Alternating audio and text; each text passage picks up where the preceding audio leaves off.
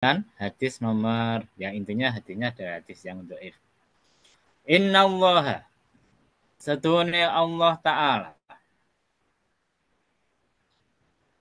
Ida anzala nalikane nurunake sapa Allah ahatan ing bencana minas samai saking arah langit ala ahlil ardi temeka marang penduduk bumi surifat dan pentoakde dan palingake apa an umaril masjidi saking ngomong masjid. Rawahu nuwatake ngaji sapa Ibnu Asakir sapa Imam Ibnu Asakir. An Anasin saking sahabat Anas. Jadi maksudnya gimana? Maksudnya kalau Allah itu menurunkan bencana kepada suatu kaum, maka ikut hadis ini bencana itu akan dialihkan, tidak sampai mengenai kepada orang-orang yang meramaikan masjid. Maka siapa orang yang meramaikan masjid itu? Orang yang meramaikan masjid itu orang yang mau beribadah di dalamnya. Orang yang mau zikir di dalamnya. Itu namanya umarul masjid. Kemudian yang namanya umarul masjid itu pikirannya hanya kepada Allah. Innama ya'muru masajidallahi man amana billah. Jadi kalau ada orang ke masjid tujuannya gara-gara pengen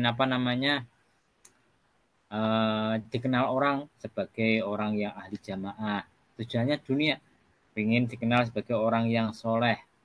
Nah, pikirannya tertuju kepada dunia, maka ini tidak termasuk dalam umarul masjid. Kalau kita perhatikan, memang kadang terjadi semacam itu. Terjadi semacam kemarin di bencana mana? Tsunami. Di mana dulu? Di Aceh ya. Itu kan ketika seluruh bangunan-bangunan hancur, ternyata masjidnya masih bagus. Masih utuh. Banyak kejadian semacam itu. Nah, jadi, ketika Allah menurunkan bencana kepada penduduk bumi, maka insya Allah nanti orang-orang yang meramaikan masjid, rumahnya atau masjidnya itu tidak akan rubuh, tidak akan terkena.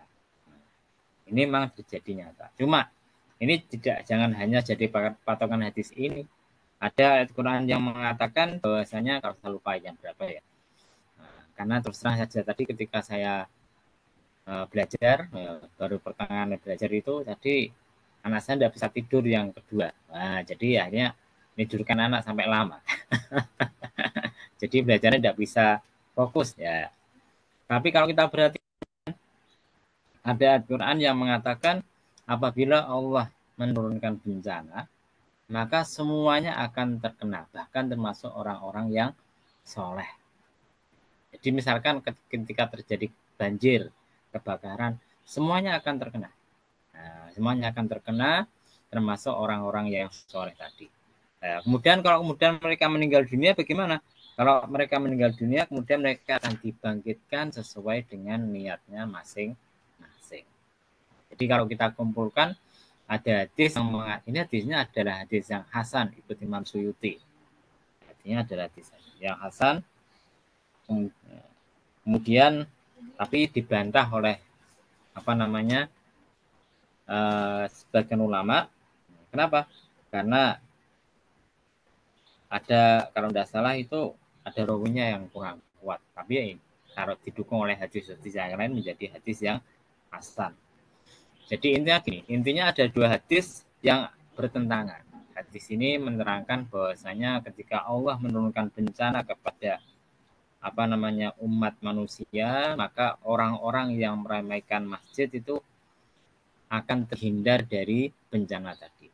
Tapi ada ayat Al-Quran yang mengatakan ketika Allah menurunkan bencana, maka tidak peduli siapa orang yang ada di sana, entah orang yang soleh, entah orang yang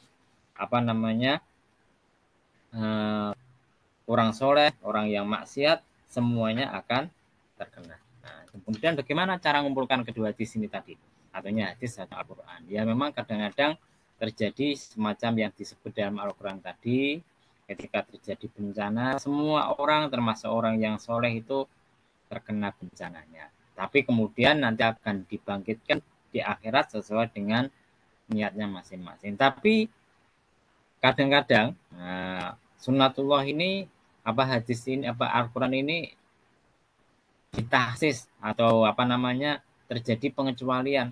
Ada sebagian bangunan, sebagian rumah, orang-orang yang meramaikan masjid itu tidak terkena.